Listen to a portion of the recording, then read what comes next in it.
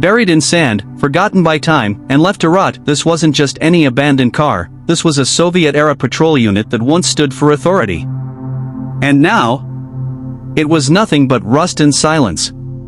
Until a young girl found it, sunken in a forgotten desert, half swallowed by sand and history. What followed wasn't just restoration. It was resurrection. Every dent she hammered, every bolt she turned, every wire she cleaned, it wasn't just work. It was a battle against time, decay, and doubt. This is not just the story of a car. This is the return of VAZ 2110, a police car reborn by hands that believed in second chances.